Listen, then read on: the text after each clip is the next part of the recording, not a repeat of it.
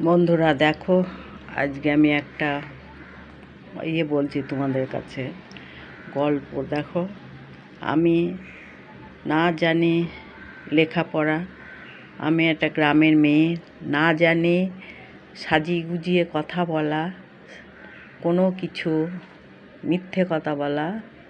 তোমরা হয়তো ভাববা যে আমি নিজে সাধু সাজছি, সত্যিই তাই। আমি খুব গ্রামের খুব নিরীহ মেয়ে ছিলাম, কিন্তু আমি কাউকে কোনো দিন ভাবতেই পারি না বা ভাবতে পারবো না যে কারোর উপর আমি অত্যাচারিত করেছি। আমি নিজে হয়েছি, কিন্তু আমি কাউকে অত্যাচারিত করতে চাইনি বা চাইবও না। যে আমি হয়েছি বলে আমি অন্যকে দেবো, সেটা আমি কোনো দিনই করবো না। আমি সবাইকেই বলছি, মন থেকে সবাইকেই ভালোবাসি, তোমাদের সবাইকেই আমি মন থেকে ভালোবাসি। কিন্তু তোমরা হয়তো ভাববা যে আমার এটা মনের কথা নয়, কিন্তু আমি সত্যি বলছি, এটা আমার মনের কথা। আমি সবাইকে নিজের মতন ভাবি।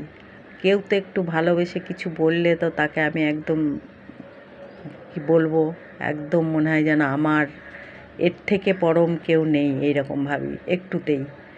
তাহলে বুঝতে পারছো আমি কীরম ধরনের।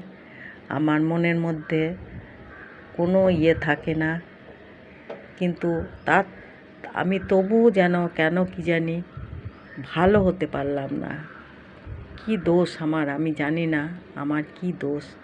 শুধু একটু না শিক্ষিত হওয়া, না করে কথা বলা, উল্টি পাল্টি কথা বলতে পারি না, যেটা সত্যি সেইটাই বলতে পারি। এইটাই কি আমার দোষ? আমি জানি না। বন্ধুরা, তোমরা কি একটু বলতে পারো যে আমার দোষটা কিসের? কি দোষ করি আমি? আমার ভেতরের কষ্ট কাউকে বোঝাতে পারবো না এই জীবনে, কিন্তু কিছুই কষ্ট নেই। আমাকে সবাই সুখেও রেখেছে, তবু কেউ কারোর কষ্ট উপভোগ করতে পারে না। বলো, পারে না।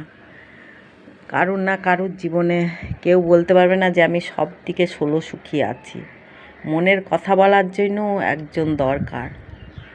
একজনকে দরকার।